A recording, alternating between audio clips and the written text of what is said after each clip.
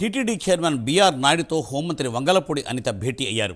ఆయన క్యాంపు కార్యాలయానికి వెళ్లి మర్యాదపూర్వకంగా కలుసుకున్నారు వంగలపూడి అనిత. ఉపమాకలోని వెంకటేశ్వర స్వామి వారి ఆలయం అభివృద్ధికి చొరవ చూపాలని టీటీడీ చైర్మన్ను హోంమంత్రి కోరారు. 2017లో టీటీడీకి ఆలయాన్ని అప్పగించామని గుర్తు చేశారు. 5 ఎకరాల్లో ఆలయం విస్తరించి ఉన్నా గత ప్రభుత్వ హయాంలో అభివృద్ధికి నోచుకోలేదని హోంమంత్రి వివరించారు. మంత్రి వినతిపై టీటీడీ చైర్మన్ సానుకూలంగా స్పందించారు. సకాలంలో ఆలయానికి నిధులు మంజూరు చేసి అభివృద్ధి చేస్తామని అన్నారు బీఆర్ నాయుడు.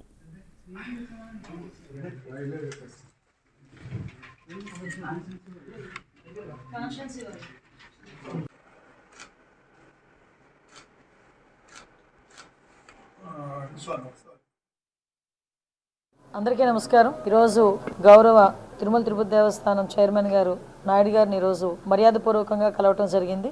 ప్రత్యేకంగా పైకరపేట నియోజకవర్గంలో ఉపమాక వెంకటేశ్వర స్వామి ఆలయాన్ని 2015లో టీటీడీకి హ్యాండ్ ఓవర్ చేయడం జరిగింది.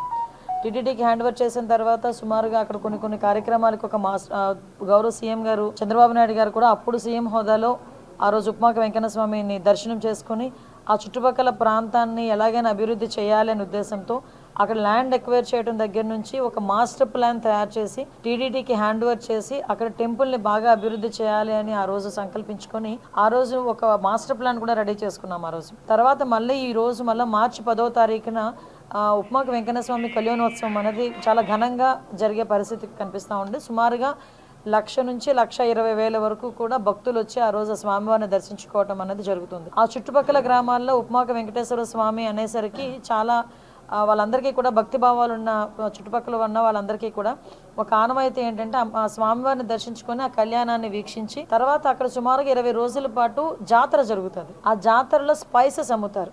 ఆ 20 రోజుల పాటు ఆ స్పైసెస్ కొని తీసుకెళ్ళి ఆ క్షేత్రంలో ఉన్న స్పైసెస్ కొని తీసుకెళ్ళి వాళ్ళు వంటల్లో కానీ వాళ్ళు తినే పదార్థాల్లో కానీ ఉపయోగించుకుంటే వాళ్ళకి మంచి జరుగుతుంది, ఆరోగ్యం